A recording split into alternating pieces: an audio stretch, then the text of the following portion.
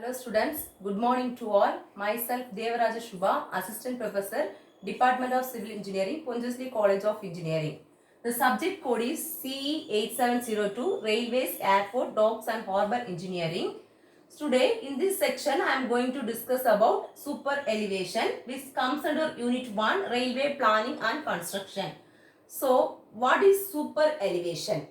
So when the vehicles move on a straight track, there no problem occurs.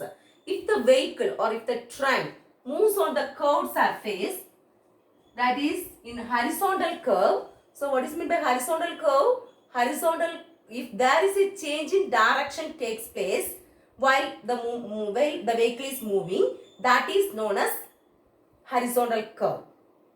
If there is a change in gradient, that is known as vertical curve. So if the vehicle or if the train moves on the horizontal curve, if the vehicle moves on horizontal curve, what happens is the centrifugal force act on the vehicle. So what the centrifugal force do is, it make the vehicle or it throw the vehicle outside, out of the track. So to avoid this, what we have to do is, we have to introduce the centrifugal force. The centrifugal force is, we have to introduce the centrifugal force. The centrifugal force is the opposite force of the centrifugal force. So to introduce this centrifugal force, what we have to do is, we have to raise the outer edge of the railway track with respect to the inner rail. That is known as super elevation. So in simple words, we can say the raise of outer edge of the rail with respect to the inner edge of the rail is known as super elevation. The super elevation is also known as cont. It's the other name of super elevation. So next definition for equilibrium speed. So if the centrifugal force exactly balanced by the exactly balanced by the super elevation is provided, that is known as equilibrium speed. Then cont deficiency. If the speed is higher than the equilibrium speed, that is known as cont deficiency. Then cont excess. If the speed is lower than the equilibrium speed, that is known as cont excess. So this is the simplified diagram of super elevated track. So from this we can find out the derivation of super elevation. So take, this is the inner rail and this is the outer rail. This is the inner rail and this is the outer rail.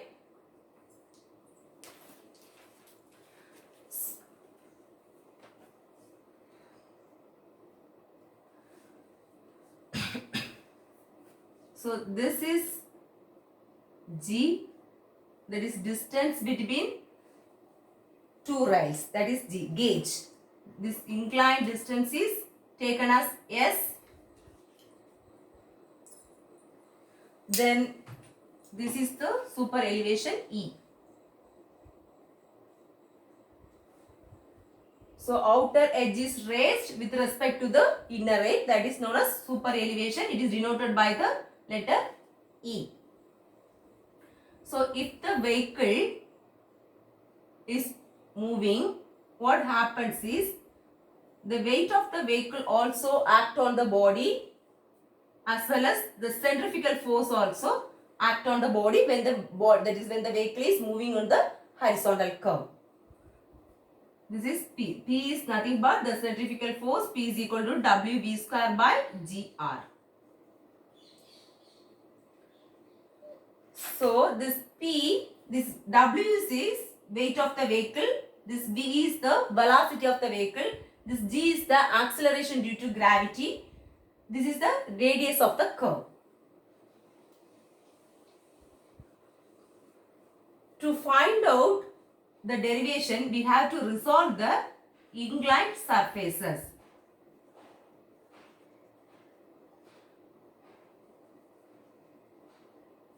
We have to resolve these forces, that is P and W. For resolving,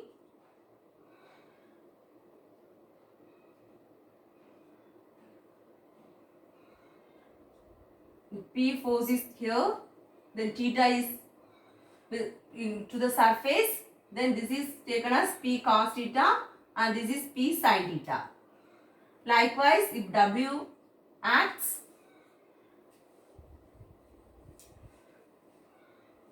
the weight of the vehicle acts,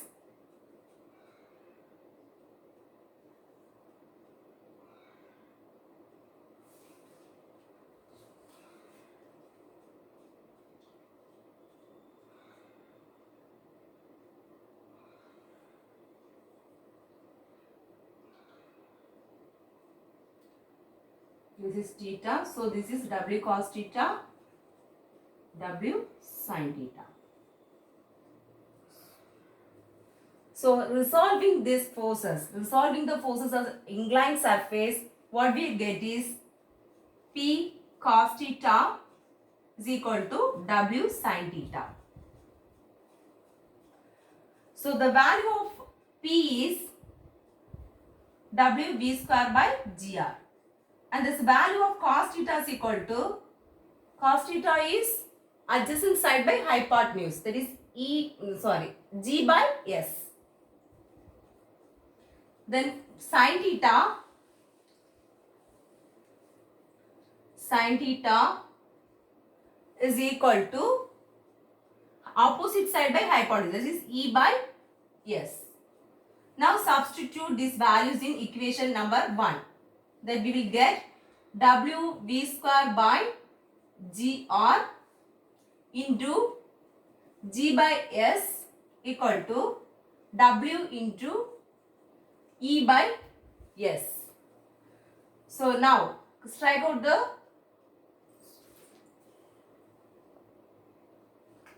same values. The SS get cancelled, W get cancelled. Now E is equal to V square G by GR in meter. This is the equation for super elevation. In here the V is in meter per second, G is in meter and R is also in meter. G is equal to acceleration of due to gravity, that is 9.81 meter per second square. Now make this V into, if this V is in kilometer per hour, then E is equal to 1000 divided by 60 into 60 into V square into G divided by GR. So this G, the value of G is 9.81. So by resolving this, we'll get the value as 0.278 V square by R. That is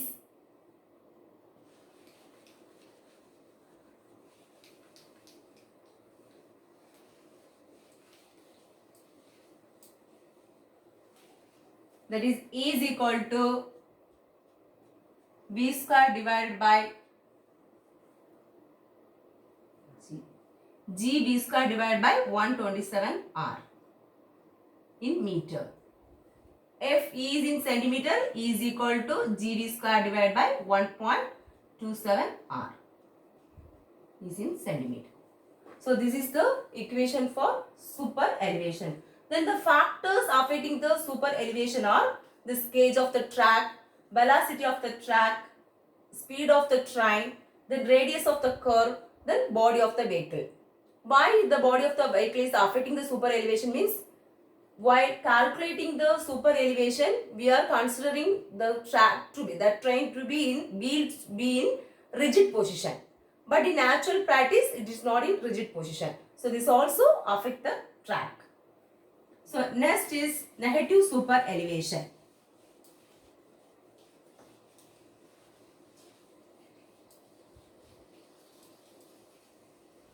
Negative super elevation.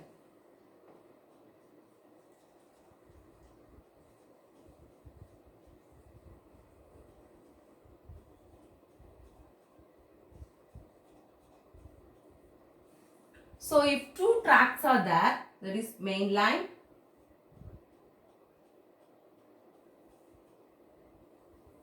and the branch line, this point A, this point B, this is C, this is D, this is E, this is F.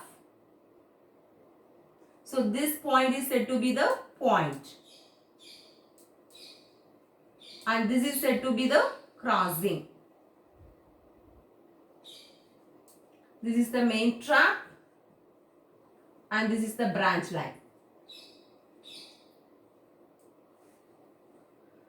So if the branch line and main line are moving in the same position, or that is said to be in the same flexure, the no problem will occur in the super elevation.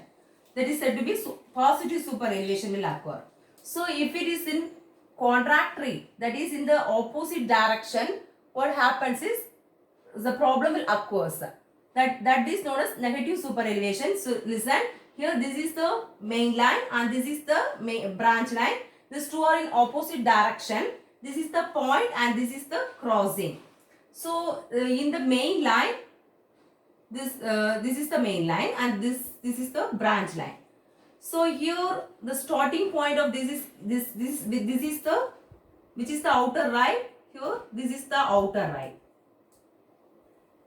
That is AD is the outer right, which is raised with respect to the inner rail, that with respect to the BC.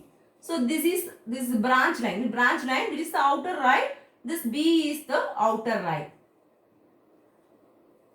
So this outer rail is raised with respect to the inner rail. This is the condition. That is inner rail means this AF. This outer rail is B. This is a condition. So, but due to this contractory, that is not, it is not in the same flexure, it is the opposite flexure. Due to this contractory, what happens is we have to raise this rail not in a actual equilibrium, actual cone produce. We have to raise the lower than the equilibrium, that equilibrium cone produce. That is known as negative super elevation. That is known as negative super elevation. So till now what we have discussed? First we have discussed about super elevation, that is the raise of outer edge with respect to the inner rail is known as super elevation. Next we have seen the definition of equilibrium speed, then called deficiency called excess, and we have see the derivation of E, that is super elevation is equal to Gp by 20 square. So here this G is nothing but the gauges, that may be broad gauge, may be meter gauge, or may be narrow gauge, whatever may be. So after that we had discussed the negative super elevation. Next we will going to discuss about the examples.